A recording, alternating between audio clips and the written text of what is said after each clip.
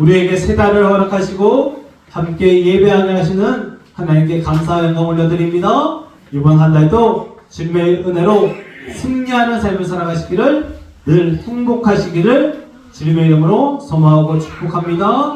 서로 사랑해서 나누겠습니다. 사랑합니다. 축복합니다. 이번 주 토요일이 설이더라고요. 우리 다시 한번 인사하겠습니다. 새해 복 많이 받으세요.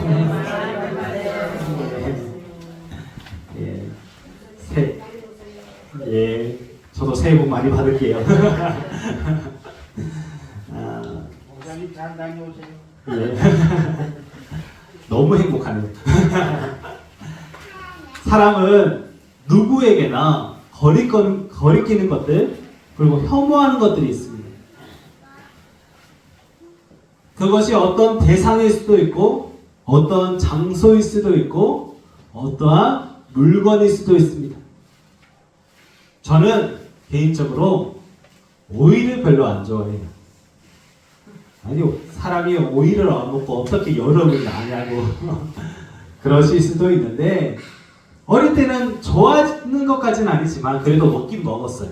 그리고 저희 집 사람들이 다 오이를 그렇게 좋아하진 않긴 하는데, 제가 저희 누나들이 오이로 마사지 하면 제가 그러려니 하고 이렇게 마사지 하는 거 도와주기도 하고, 그리고 집에서 이렇게 오이로 이렇게 어머니께서 냉국을 어쨌든 끓이거나 뭐 하면 좋아하진 않아도 먹긴 먹었습니다. 그런데 어느 순간 한 고등학교 쯤부터인가요? 향을 잘 못 맡겠는 거예요. 오이 향을. 그리고 나서부터는 조금 그것이 갈수록 더 심해지더니, 지금은 저 빼고는 저희 집 사람들이 다 오이를 먹거든요. 근데 오이 먹으면 제가 좀 떨어져서 앉아요. 그리고 김밥에 오이 들어가는 김밥집들이 있잖아요. 그러면 다른 맛들이 참 맛있을 텐데 오이 향 때문에 그 김밥을 못 먹어요. 그러니까 다른 맛은 다 안 느껴지고 오이 맛만 느껴져요. 그 정도로 이제 오이를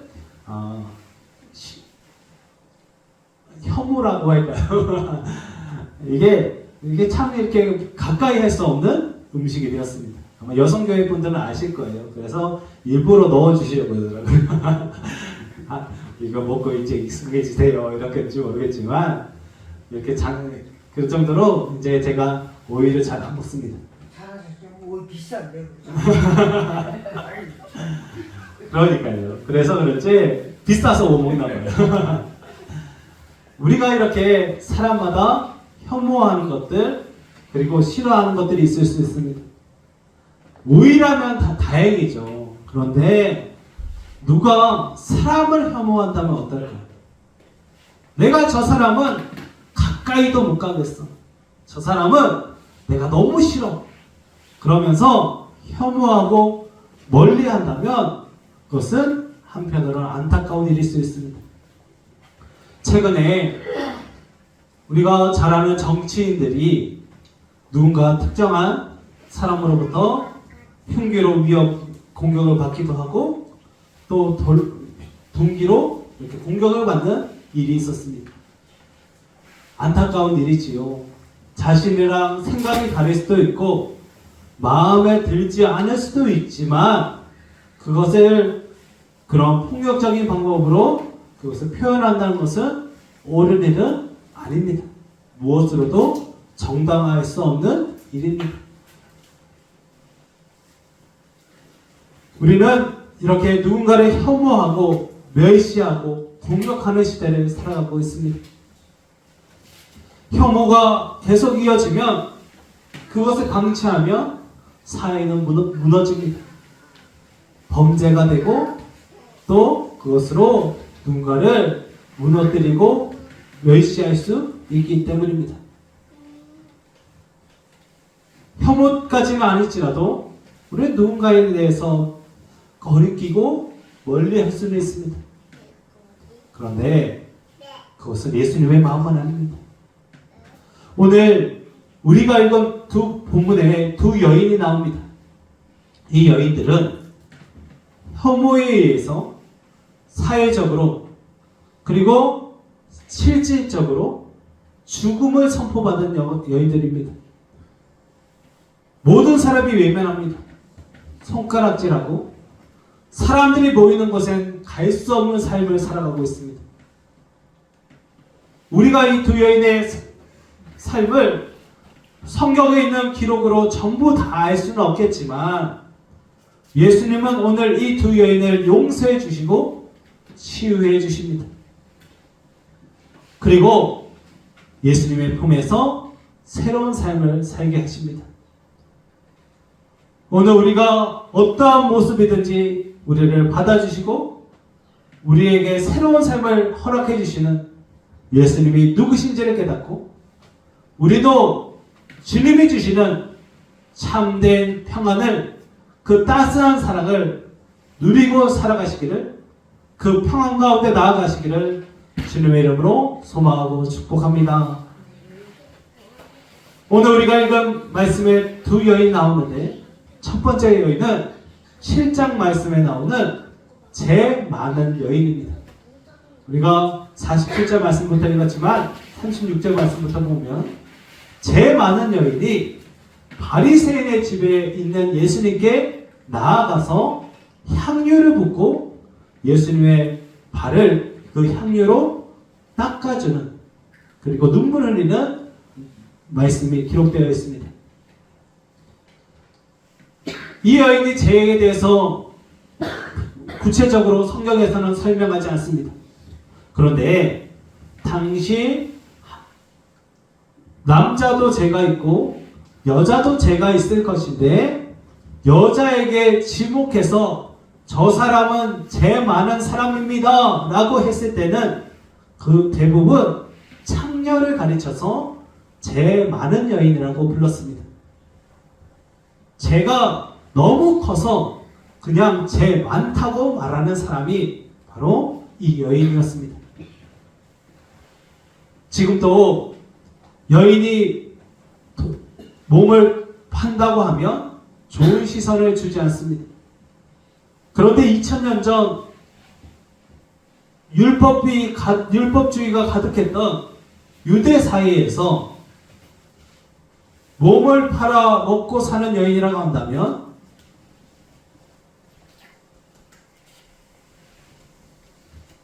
사람들이 혐오하고 멸시했을 것입니다.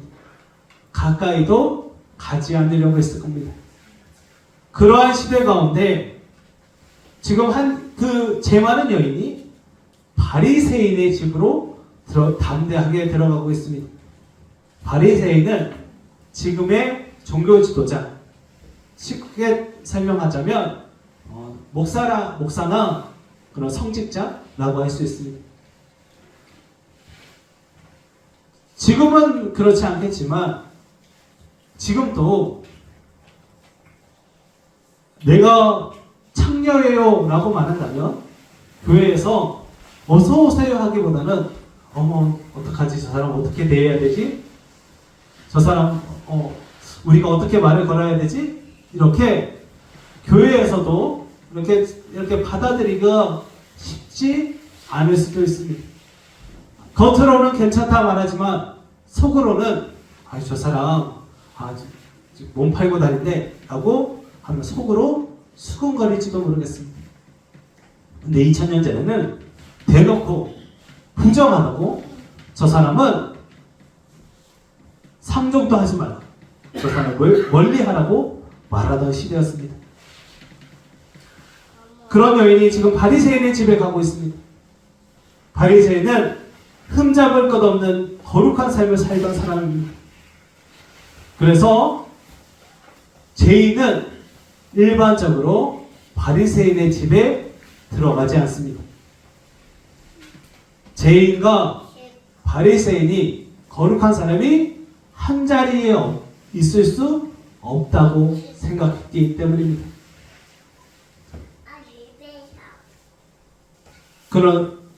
그런데 이 죄 많은 여인이 바리새인의 집에 들어가고 있습니다. 당시 문화로는 이 여인이 쫓겨날 위기입니다. 어디에 들어오냐고 당장 나가라고 여기는 바리새인의 집이라 그렇게 말도 듣고 쫓겨날 수 있는 상황입니다. 어쩌면 공격을 받을 수도 있습니다. 그럼에도 이 여인은 담대하게 예수님께 나아갑니다.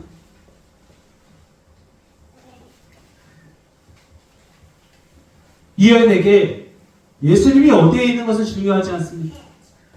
아마 바리새인의 집이었건 길거리였건 해당이든 어디든 그곳이 어디든 상관없이 예수님이 그곳에 계신다는 얘기만 들리면 이 여인은 갈 준비가 되어 있었습니다. 그래서 예수님께 나아갑니다. 그저 예수님이 있는 곳이면 어디는 가겠다고. 예수님이면 충분하다고.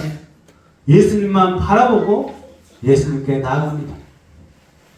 자신을 판단하고 정죄하는 율법에서는 허락하지 않는 일이었지만 특별히 여자가 남자에게 먼저 손을 대는 일이 금지되어 있거나 그리고 허락되지 않는 시대였지만 그럼에도 예수님께 나아가 자신의 향유옥합을 깨뜨립니다. 예수님은 그녀를 판단하지도 정죄하지도 않으십니다. 그리고 그녀는 자신이 할 수 있는 최선의 방법으로 자신의 사랑을 표현합니다. 아마 이 예수님께 나가기 전에 이 여인은 예수님의 말씀을 통해서 예수님의 사역을 통해서 위로를 얻고 또 회복을 얻은 여인이었을 것입니다. 그 사랑이 너무나 커서 나 같은 죄인도 용서받을 수 있구나. 나도 새로운 삶을 살 수 있구나. 라는 그 사랑의 말씀을 듣고 그 사랑을 표현할 방법을 찾은 것입니다. 예수님께 사랑받았고 지금도 사랑받고 있으면 자신도 주님을 사랑하기에 그 사랑을 표현할 수밖에 없었습니다. 그리고 그에게 가장 값진 향유 옥합을 깨뜨립니다. 그 향유 옥합을 깨뜨리고 눈물을 흘리며 발을 머리카락으로 닦습니다. 이것은 그 집 종이 가장 귀한 손님에게 하는 일입니다. 예수님이 자신을 사랑하고 용서함을 믿게 되자 담대해졌고 그러한 담대함으로 주님을 섬기고 있습니다. 쫓겨날 각오를 하고 예수님께 나온 여인을 예수님은 귀하게 여기시고 그 여인의 죄를 용서해 주십니다. 죄사함을 받았느니라.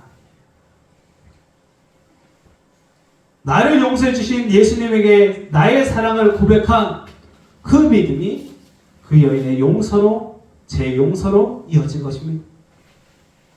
그 믿음을 주신 분도 주님이시고 그녀를 용서하신 분도 주님이십니다. 그녀가 이제껏 지은 죄는 주님 앞에 중요하지 않습니다. 나를 용서해달라고 나에게 새로운 삶을 살게달라고 간절히 찾는 그 믿음을 주님이 보십니다.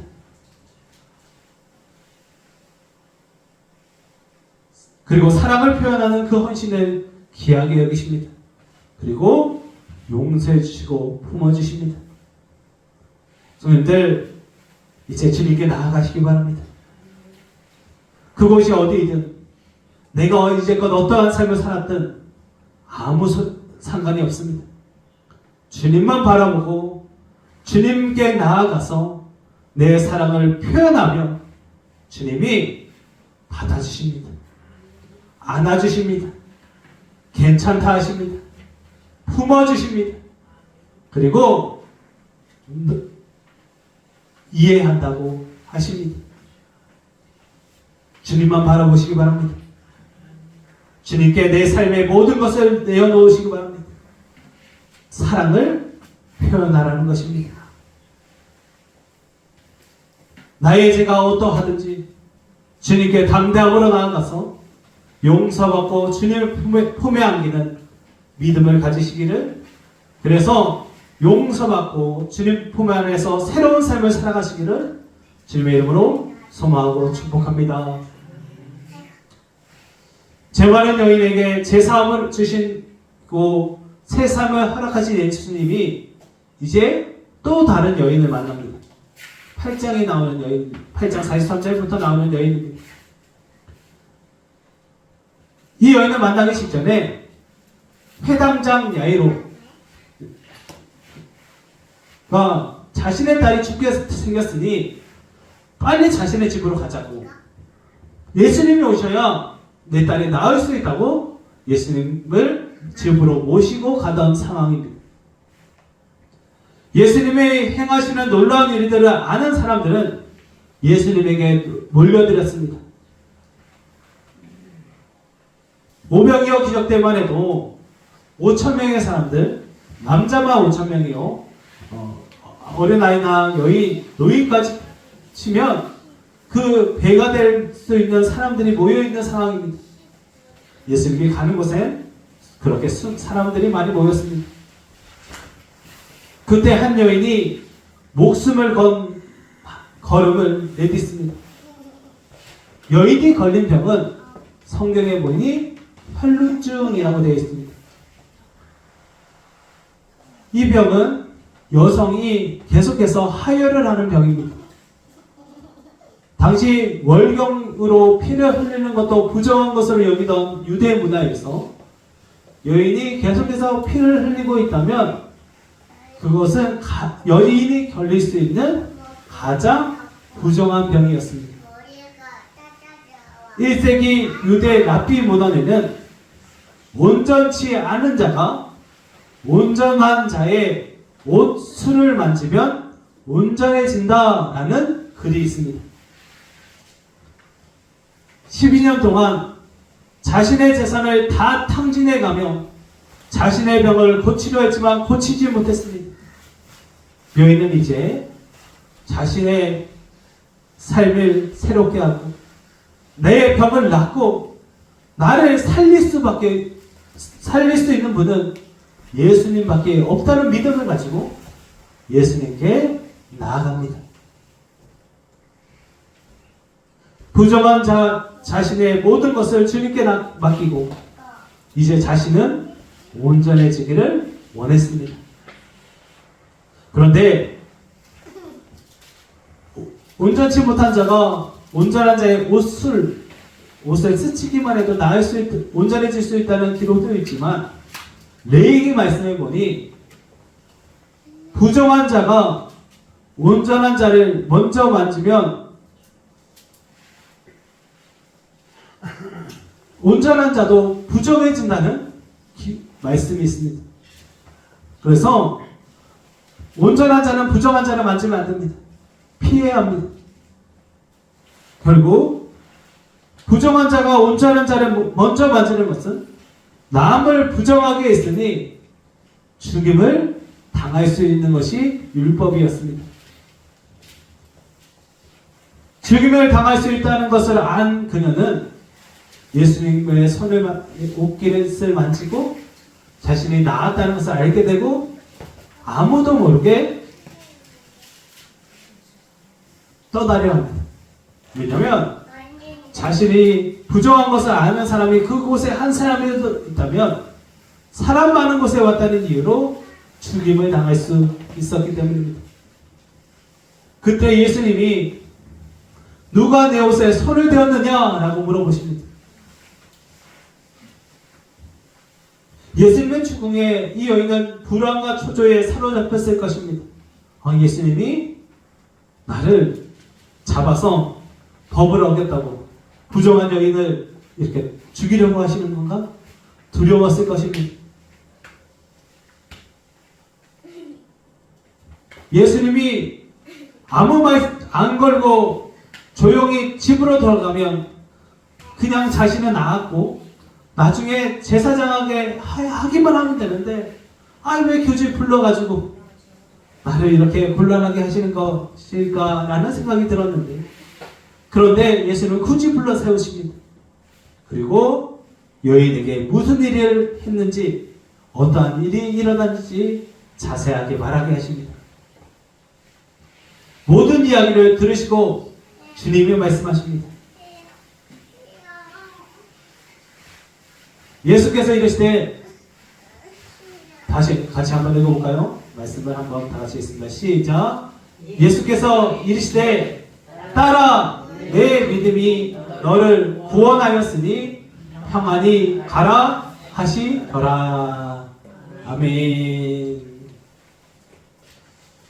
온전한 자는 부정한 자를 만지면 안 됩니다. 부정한 자도 온전한 자를 만져서도 안 됩니다. 그런데 이 법을 초월할 수 있는 관계가 하나 있습니다.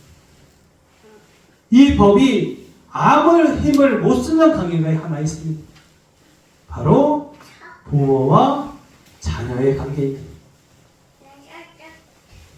성님들 자녀가 전염병에 걸리면 안 만지시겠어요? 자녀가, 사람들은 만질 수 없는 병에 걸렸다고 한다면 성령님들도 안 만지실래요?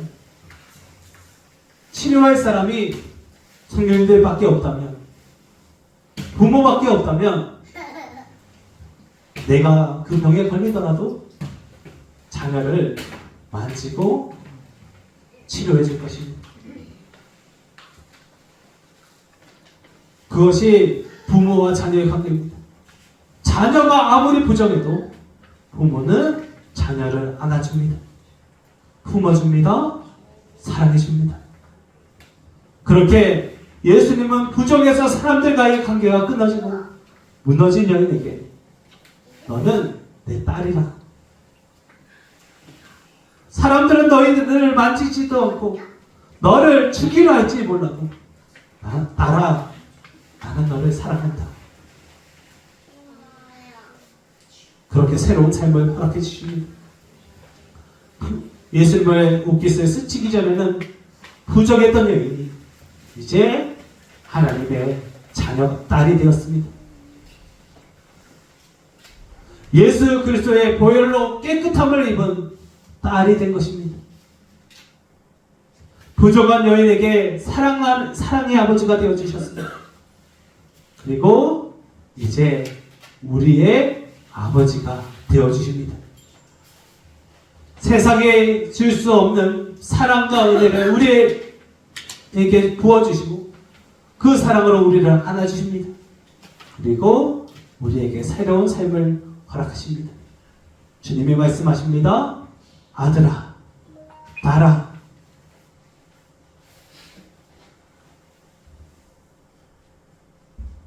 내 믿음이 너를 구원하였으니 평안히 가라. 이제 주님이 우리를 자녀 삼아 주셨습니다. 우리의 삶에 어떠한 부정함도, 어떠한 세상으로부터 혐오받거나 외면받거나 관계가 끊어졌던 그 문제들이 아무런 소용이 없다. 내가 너를 품어주겠다고, 안아주겠다고, 내가 너를 사랑한다고 우리에게 굳이 불러주셔서 우리를 안아주시는 겁니다. 예수님이 사람들 앞에 세우지 않으면 돌아가는 길에 죽음을 당할 수 있었던 여인이 나았음을 보여주시고 새 삶을 허락해 주십니다. 담대함으로 주님께 나아가시기 바랍니다. 주님이 자녀 삼아 주십니다. 주님이 우리를 안아주십니다. 우리에게 새로운 삶을 허락하십니다. 주님, 내가 주님 옷깃만 스쳐도 나음을 입겠어요. 주님, 내가 스쳐만 주세요. 나에게 살짝 다만 주세요. 라는 그 간절함으로 주님께 나아가시기 바랍니다. 주님이 우리를 딸로, 아들로 새로운 삶을 살게 하십니다. 그 믿음으로 내가 주님만 스치기만 해도 낫겠다는 그 믿음으로 주님께 나아가서 자녀 삼아주시는 은혜를 누리시기를 소망하고 축복합니다. 죄 많고 부정한 두 여인들 만나주신 예수님, 이제 이 여인들을 보내며 똑같은 말씀을 한마디 하셨습니다. 무엇일까요? 바로 평안히 가라고 하십니다.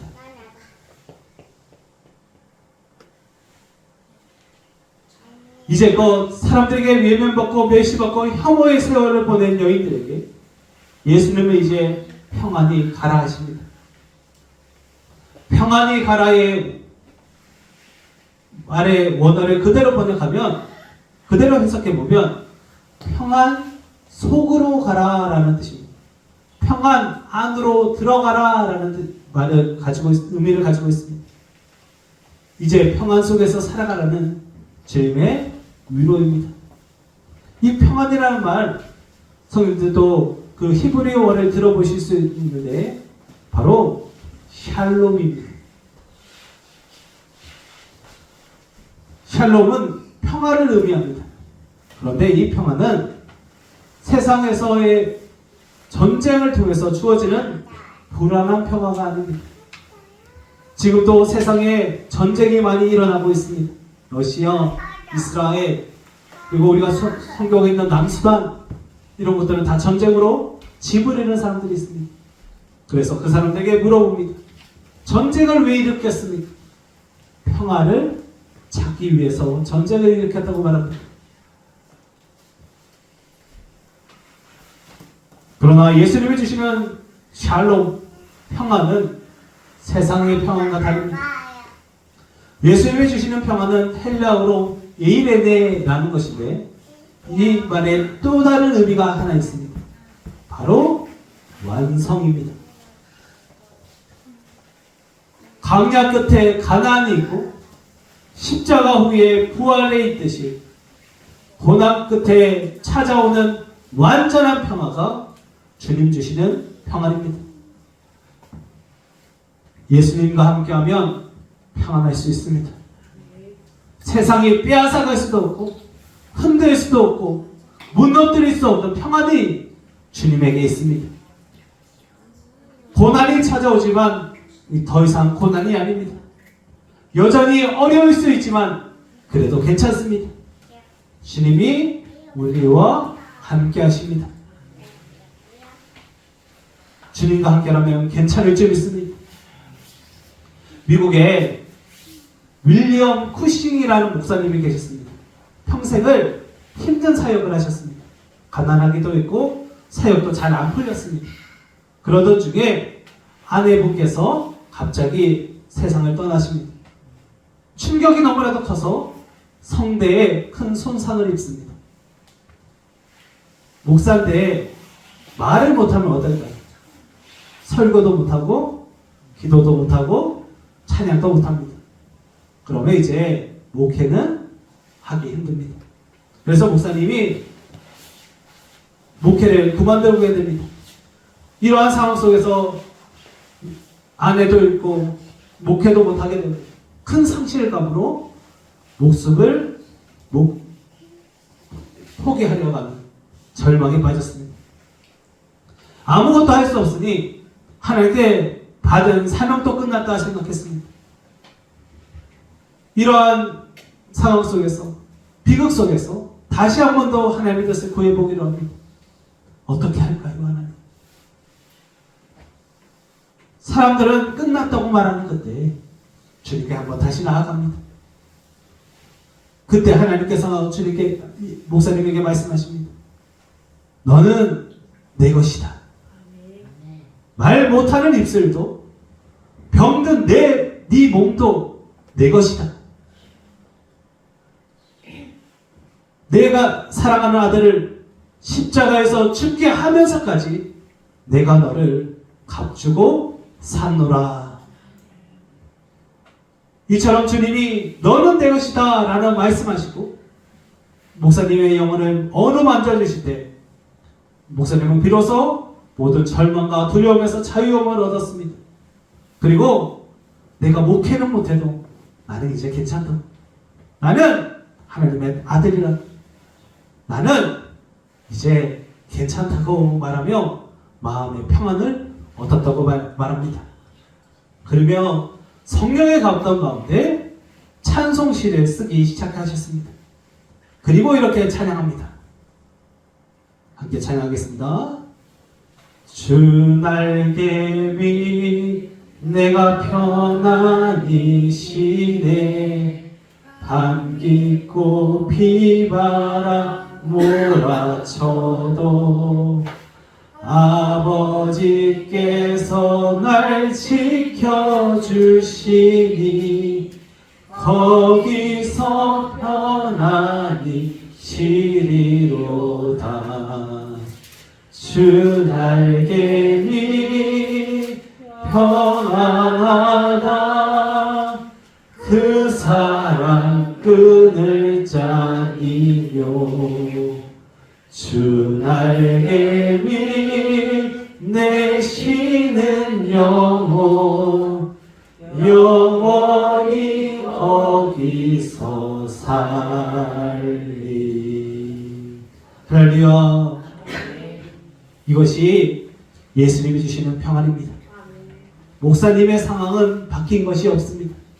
그러나 평안하다고 고백합니다. 이것이 두 여인에게 그리고 이제 우리에게 주시는 평안입니다. 예수님이 주시는 평안으로 나아가시기 바랍니다. 그 샬롬으로 나아가시기 바랍니다. 세상이 빼앗아갈 수 없는 참된 평안을 예수님과 누리며 살아가시기를 소망하고 축복합니다. 그러므로 이제 예수님을 주시는 샬롬으로 나아가시기 바랍니다. 이제 두려워하지 마시기 바랍니다. 염려하지 마시기 바랍니다.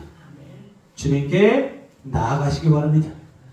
내가 이제껏 어떤 삶을 살아왔든, 이제껏 어떠한 실패가 있었든, 어떠한 부정함과 죄가 있었든 주님이 괜찮다 하십니다. 이제 불러 세우셔서 자녀 삼아 주십니다. 이제 새로운 삶을 살아가시기 바랍니다. 주님이 우리를 자녀 삼아 주셨으니 이제 그 평안함 가운데서 나아가시기 바랍니다. 평안이 가라 하십니다. 평안이 머무르거나 멈추지 말라 하시고 그 말 그렇게 말씀하지 않으시고 가라 하십니다. 다시 세상으로 가라 하십니다.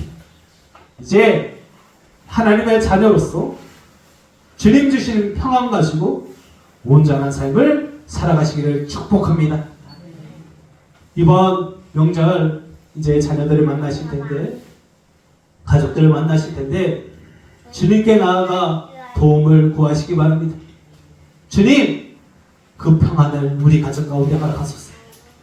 주님, 이번 명절 평안히 보내게 하여 주시옵소서. 그러한 믿음으로 온전하게 나아가서 주님 주시는 평안을 누리시기를 축복합니다. 그러기 위해 기도의 자리로 나아가시기 바랍니다. 이번에 명절, 이번 한 주간 사람들을 만나기 전에 꼭 기도하시기 바랍니다. 그리고 하루를 시작하기 전에 꼭 기도하시기 바랍니다. 주님, 오늘 하루 평안하게 해주세요. 주님, 오늘 나와 함께 해주세요. 주님, 이제 자녀들 오는데 만나서 평안하게 해주세요. 이 평안이 자녀들에게 전해지게 해주세요 라고 꼭 기도하시기 바랍니다. 주님께서 옷깃만 스쳐도 나음을 입는다는 믿음으로 기도할 때 응답하실 줄 믿습니다. 이번 한 주간 말씀으로 살아가시기 바랍니다. 이번 한 주 제가 교회를 있지 않지만 선생님들 가정예배 순서지 꼭 가져가셔서 시간의 때에 따라서 시에 따라서 꼭 예배하시기 바랍니다. 말씀밖에 없습니다. 기도밖에 없습니다. 찬양밖에 없습니다. 우리가 평안을 얻을 수 있는 그곳으로 갈 수 있는 유일한 방법, 예수 그리스도입니다. 말씀 가운데, 예배 가운데 주님 주시는 평안을 누리시기를 축복합니다. 마지막으로 주님 주시는 평안으로 평안한 가정 되시기를 소망합니다. 이번 연휴 예수님에게 받은 사랑을 기억하며 주님을 사랑하고 가족을 사랑하고 우리를 품어주신 주님을 기억하며 자녀들을 품어주시기 바랍니다. 이번에 만나도 여전히 마음에 안 드는 건 마음에 안 들 거예요. 그런데 주님이 우리를 품어주셨습니다. 주님이 우리를 사랑해 주셨습니다. 그 사랑으로 이번에는 사랑한다고 말씀하시고 품어주시고 안아주셔서 우리 아빠가 우리 엄마가 품겨진 것처럼 우리도 품겨지길 원한다는 믿음의 고백이 나오는 그런 가정이 평안한 명절 되시기를 소망하고 축복합니다. 결국 예수 그리스도입니다. 예수님이 우리를 완전한 평안으로 인도하십니다. 그리고 그 평안 안으로 우리와 동행해 주십니다. 주 날개 밑에 그 평안을 누리시기를 축복합니다. 우리의 죄와 부정함은 모두 해결되었습니다. 우리는 이겼습니다. 이기고 있습니다. 이길 것입니다. 걱정하지 마시고 염려하지 마시고 주님께 나아가시기 바랍니다. 주님의 날개 안에서 비바람으로 쳐도 예수님과 동행하며 평안한 삶을 살아가시기를 주님의 이름으로 소망하고 축복합니다. 기도하겠습니다. 잘 가정 보내신 아버지 하나님, 주님과 함께라면 괜찮습니다. 주님과 함께라면 아무 문제 없습니다. 주님, 우리와 함께하여 주시옵소서. 주님과 함께 동행하며 평안한 삶을 살아가게 하시고 주님 주시는 평안으로 우리 가정도 평안하게 하여 주시옵소서. 주님 주시는 평안으로 우리 일터도 평안하게 하여 주시옵소서. 주님 주시는 평안으로 어디서든지 어떠한 상황 속에서도 평안하게 하여 주시옵소서. 주여 우리와 함께하여 주시옵소서. 늘 함께 하실 살아계신 주님을 기대하며 예수님의 이름으로 간절히 기도하옵나이다. 아멘.